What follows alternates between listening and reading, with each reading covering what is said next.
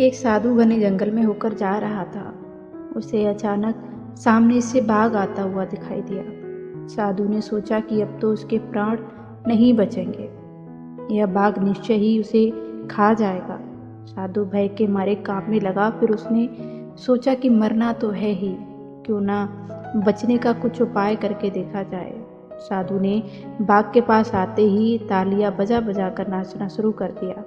बाघ को यह देखकर बहुत आश्चर्य हुआ और बाघ बोला, अरे मूर्ख, क्यों नाच रहे हो? क्या तुम्हें पता नहीं है कि थोड़ी देर में मैं तुम्हें खाने वाला हूँ? साधु ने कहा, हे बाघ, मैं प्रतिदिन बाघ का भोजन करता हूँ। मेरी झोली में एक बाघ पहले से है, किंतु मेरे लिए वह पर्याप्त नहीं है। मुझे एक और बाघ चाहिए था। मैं उसी की खोज में जंगल में आया था। तुम अपने आप मेरे पास आ गए हो, इसीलिए मुझे खुशी हो रही है। साधु की बात सुनकर बाघ मन ही मन में कुछ डरने लगा, फिर भी उसे विश्वास नहीं हुआ। उसने साधु से कहा, तुम अपनी झोली वाला बाघ मुझे दिखाओ। यदि नहीं दिखा सके तो मैं तुम्हें निश्चय ही मार डालूंगा। साधु ने उत्तर दिया, ठीक है, अभी दिखाता हूँ, तुम जरा ठहर जाओ। देखो, तुम भाग मत जाना। इतना कहकर साधु ने अपनी झोली उठाई। उसकी झोली में एक शीशा था।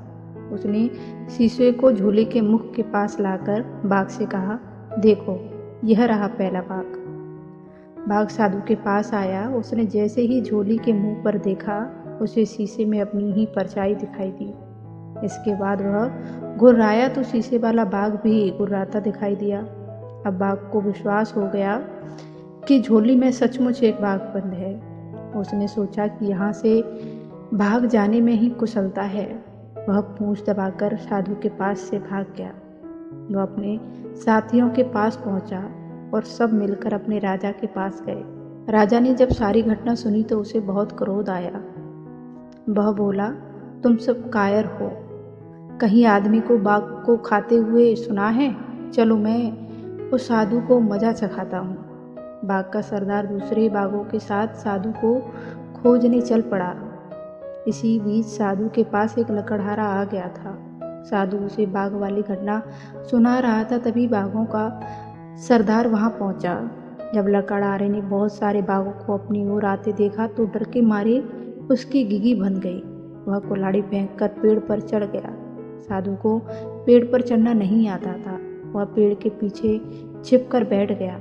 जो बाघ साधु के पास से जान बचाकर भागा था, वह अपने सरदार से बोला, देखो सरदार, सामने देखो। पहले तो एक ही साधु था, अब दूसरा भी आ गया। एक नीचे छिप गया और दूसरा पेड़ के ऊपर। चलो भाग चलें। बाघों का सरदार बोला, मैं इनसे नहीं डरता हूँ। तुम सब लोग इस पेड़ को चारों तरफ से घेर लो ताकि ये दोनों भाग ना जाएं। मैं पेड़ के पास जाता हूँ। इतना कहकर बाघों का सरदार पेड़ की तरफ बढ़ने लगा। साधु और लकड़हारा अपनी अपनी जान की खैर मनाने लगे। अचानक लकड़हारे को एक चींटी ने काट खाया।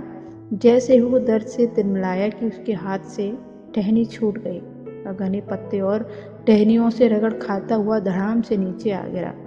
जब साधु ने उसे गिरते हुए देखा तो वह जोर जोर से चिल्लाया, बाघ के सरदार को पकड़ लो, जल्दी करो, फिर यह भाग जाएगा। धड़ाम की आवाज़ और साधु के चिल्लाने से बाघों का सरदार डर गया। उसने सोचा कि ये साधु सचमुच ही बाघों को खाने वाला है।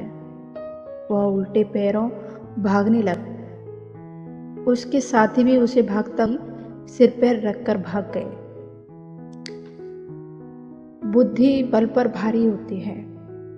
बुरे समय में हमें शांत होकर सोचना चाहिए, इस मुसीबत से कैसे निकला जाए, ना कि क्रोध और डर की वजह से उस मुसीबत को और बड़ा कर लेना चाहिए।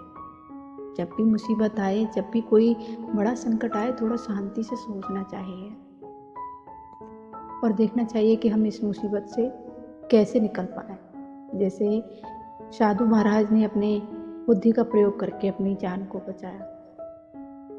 राधे राधे दोस्तों, मिलते हैं अगली वीडियो में।